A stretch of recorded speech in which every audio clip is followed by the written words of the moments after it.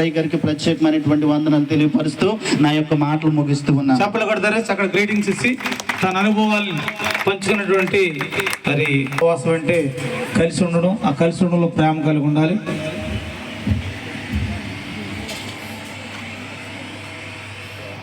దేవుని యొక్క మహాకృపను బట్టి ప్రభు యొక్క సందులో మరి మన మధ్య అత్యంత సన్నిహితులైనటువంటి మరి మోషే గారు ఒక పావు గంట లోపులోనే మీకు వాక్యం అందిస్తారు. ఆయన చెప్పే ప్రతి మాట గంటల వాల్యూగా ఉంటుంది. చెప్పులు కొడుతూ ఆహ్వానించుకుందారి. హల్లెలూయా. మన ప్రభు యేసుక్రీస్తు నామములో మీ అందరికీ వందనాలు. దైవజనులకు ప్రత్యేకమైన వందనాలండి. చాలా మీటింగ్కి వెళ్తుంటాం. ఈ మీటింగ్ కొంచెం రెడీగా ఉంది, ఎండగా కూడా ఉంది. అందరికి వచ్చిన పాట. నీవు సోదరులైనను, నీ బంధువులైనను, ధనవంతులకు, నీ పొరుగు వారిని పిలవవద్దు. వారు ఒకవేళ నిన్ను మళ్ళా పిలుతురు కనుక నీకు ప్రత్యుపకారము కలుగును. అయితే నీవు విందు చేయనప్పుడు బీదలను, అంగహీనులను, కుంటివాళ్లను, గుడ్డివాళ్లను పిలువము. నీకు ప్రత్యుపకారం చేయటకు వారికి ఏమీ లేదు కనుక నీవు ధన్యుడు వగదువు. హల్లెలూయా. చాలా మంది చేసే పని ఏంటంటే మా ఇంటికి వస్తే ఏమెత్తాం, మీ ఇంటికి వస్తే ఏమెత్తాం అంటారు అనమాట. మీ పాస్టర్ గారు చాలా గొప్ప పని చేస్తారు. ఏంటంటే మంచి వాళ్ళు పిలుస్తారు, ఎవరైనా గొప్ప వాళ్ళు పిలుస్తారు, మళ్ళా మనకి ఏదో వాళ్ళు సహాయం చేస్తారండి. మా ఏరియాలో పెళ్ళిళ్ళకి లేకపోతే ఏమనుకుంటారో అని అలాంటి సిద్ధాంతం, అలాంటి ఆనవాయితీ ఆచారం ఒకటి ఉంది. మనము చాలాసార్లు ఇందు చేస్తాం. ఇక్కడ రాయబడి ఉంది, ప్రభు చెప్పారు, పగటిందైనా రాత్రిందైనా మళ్ళా ఎవరైనా మనల్ని పిలాలని, మనకు సహాయం చేయాలని, లేకపోతే మన గొప్ప చెప్పుకోవాలని పిలుస్తాం. యేసుప్రభు ఏం చెప్పాడు తెలుసా? అలాగైతే నీకు ప్రతి ఉపకారం కలగదు. నీవు బంధువులు కానీ, నీ స్నేహితులు కానీ, నీవు ఉన్నవాళ్ళని ధనవంతులు పిలవద్దు. ఎవరిని పిలవాలంటున్నాడు? అబ్బా, పేదలను, అంగహీనులను, కుంటివారిని, గుడ్డివారిని పిలువబడిన వారితో చెప్పుటకు తన దాసును పంపెను. అయితే వారందరూ ఏక మనసుతో నెపములో చెప్పసాగిరి. దేవుని పిల్లలు చాలా మంది రమ్మని నెపమని చెప్తున్నారు. మీరైతే పిలవగానే వచ్చారు. కొంతమంది నెపాలు ఉంటాయి. వాక్యం ద్వారా మనం విన్నాం.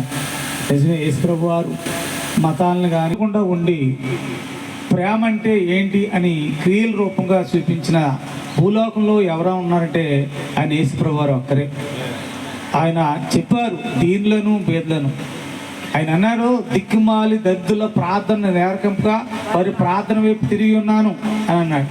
రోడ్డు మీద నేను అడ్డుపళ్ళు కొంటున్నాడు. పాస్టర్ గారు దిక్కుమాలి దానిలో ప్రార్థన చేసిందేమో. ఆ ప్రార్థన విన్నాడు దేవుడు.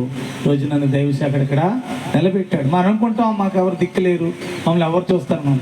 కానీ ఆయన అంటున్నాడు, దిక్కుమాలి దరిద్రుల ప్రార్థన నిరాకరింపుగా వారి ప్రార్థన వైపు నేను తిరిగి ఉన్నాను. కనీసం నా కొడుకుని 100 రూపాయలు ఎట్టి స్కూల్లో కాన్వెంట్లో నెలకి 100 రూపాయలు ఇవ్వలేని నా స్థితి. కానీ ఈరోజు ఎంతమంది ప్రేమ పంచుకోవటానికి ఆధారమైన అయినవాడు యేసుప్రభు అని చెప్పడానికి నేనే ఉదాహరణ. పెంట కుప్పలను దీళ్ళను పైకి లేకపోవని నేనే అన్నాడు యేసుప్రభు వారు.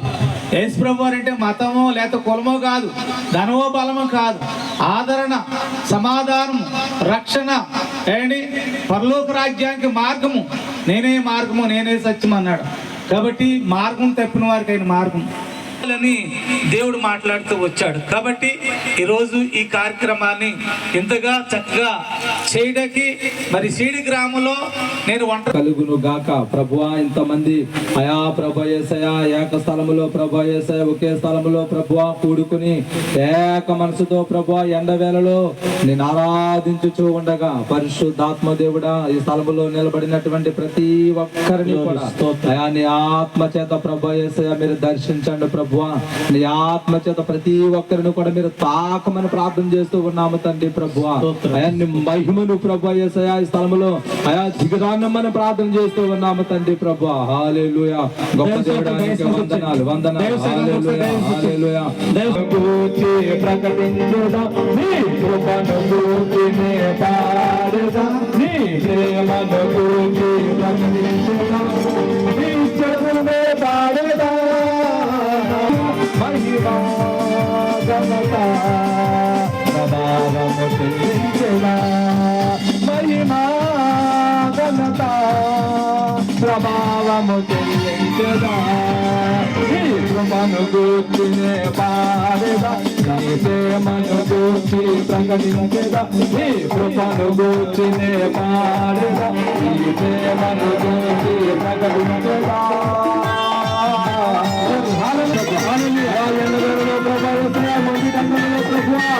అబ్రహామును దర్శించినట్టుగా దర్శించండి.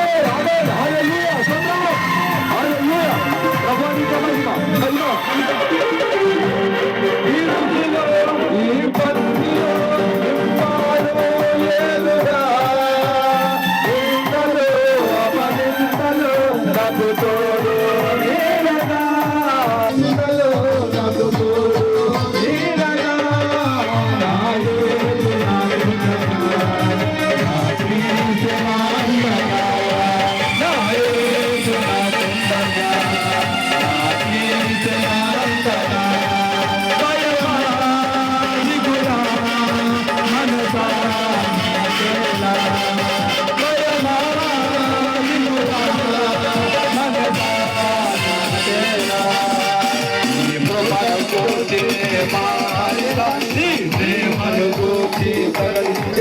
నీ కృపను గూర్చినే పాడెదా నీ ప్రేమను గూర్చి ప్రకటించెదా